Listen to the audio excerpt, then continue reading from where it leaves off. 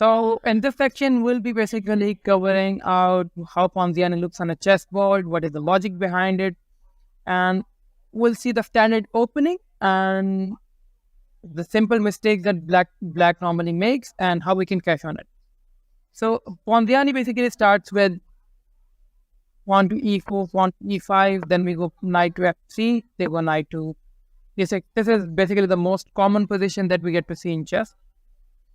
After this move, we go pawn to c3 rather than going for knight or developing a bishop.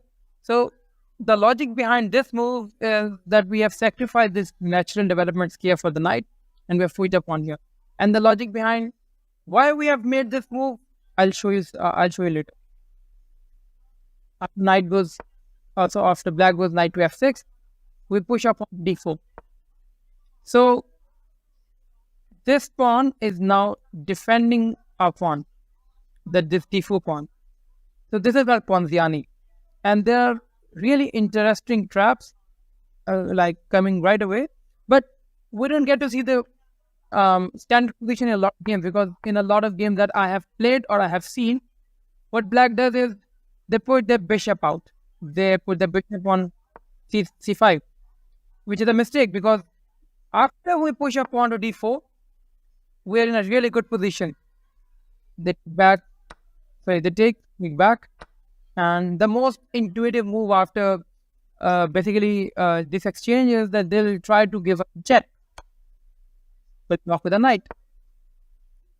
So if you notice, we are hardly like some moves in, and we have complete control of the center. We have two centralized pawns which are ready to be pushed. We have two developed knights, and there are a lot of good moves coming like after these two. So there are a lot of traps here against the black, because they can push their pawn, which is a mistake. You push your pawn to d5, they go back, and boom, we got a free bishop. We are hardly 8 moves in, and we are 5 points up, because we've got a free bishop, and winning the game is really easy now. Or there's another exchange. After d6, they can basically develop the knight, and then we can push up on. They'll go back. We put our bishop to defend this pawn. They go d6, and boom, again we get a free bishop. Or right after the standard opening, there are a lot of traps here too.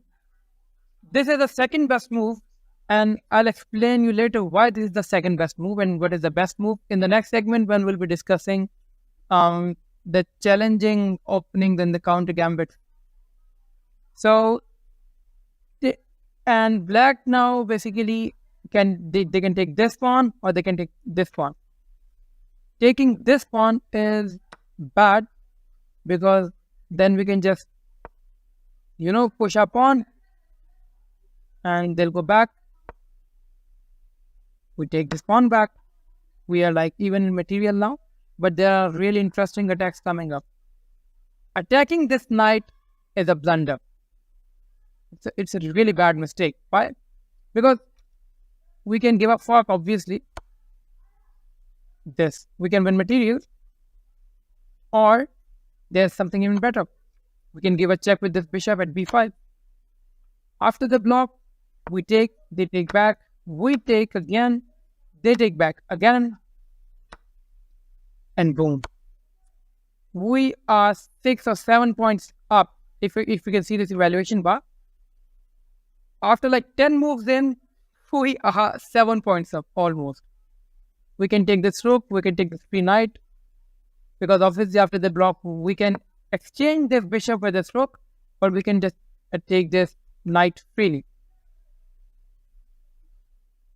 Or against the standard opening, there's a subtle move. They can go here, or they can go here, we go d5, they develop the knight, there's a subtle move here. We go pawn to h3. So what does this move do? Now, black cannot develop the bishop because we got this square covered, we got this square covered, we got this square covered, because if they develop the bishop here, we can fill. Sorry, we can fork and we win material. So they will play something like this. Boom. Free material again. I have also played some games where black would put the knight here, which is really bad. This happens in low yellow rated games. Like if they put the knight here, we push up on and we win free material. So this is what Ponziani does. It shortens out the mid game because and another good thing, after you develop your bishop, you can castle right away. So this what Ponziani has done is that it has created a lot of traps. We win material early on and we go on to win the game. But what happens if they know about this opening and they know about the counter gambit? We'll explain this in the next segment. So in this segment of the video, what would basically cover would be what if black plays the best move in this position. We'll also cover some middle game tactics after we have played Ponziani. So what if black pawn to d5, which is the best move here? We go queen to f, pinning this knight and also defending this pawn. So after the take, we go back. Black has a really interesting move in this position. They can go queen to d5 now, defending this knight, defending this pawn, and attacking this knight. Let's try that. So after this position has been played, we don't care what this queen is doing here. We proceed doing this fight. So now either black can take with the pawn or with the queen. I have played a game where they took with the queen, which is a blunder, because then we can just force the trade of a bishop with the queen. So they obviously have to take with the, and now we can proceed to develop our pieces, or we can go pawn to c4, they can go into d6, because talking about the middle game tactic, what we have done, this bishop to c4, it is developing while attacking. So we have used the move to develop the bishop, but we have also attacked this queen. So they have to move the queen, but they want to defend these pawns. So they go here. And now, as you can see, their pieces are undeveloped. The pawn structure is weak. And now we can castle and we can just proceed to play the game. And there's another trap. Well, not a trap. What if they proceed to go with the second best move, which was knight to f6, because it attacks this specific pawn. So after we go here, rather than taking with this knight, what they do is they take with this pawn, and which happens in a lot of games. We don't care about the pawn. We keep pushing. And now black can they can put the knight in a lot of positions. Yeah, I have saved that position because that is the most played move. Knight has now only one square to move, one best move. All the other moves didn't work out. Knight can go here, here, or here. If they go there in these positions, we take back, and then we'll have these two pawns on these squares. We'll have a knight development coming in. We have our bishop's development coming in, and the castle. So what happens normally is this. They make this move, which is a mistake, because then we can just put a queen here and attacking this knight. And now something interesting happens. Black would be desperate because they have no piece to defend their knight with. So what they do is they double push this pawn, and now there's a move which not only gets rid of this defender, but it also wins material, and that is en passant. Black now is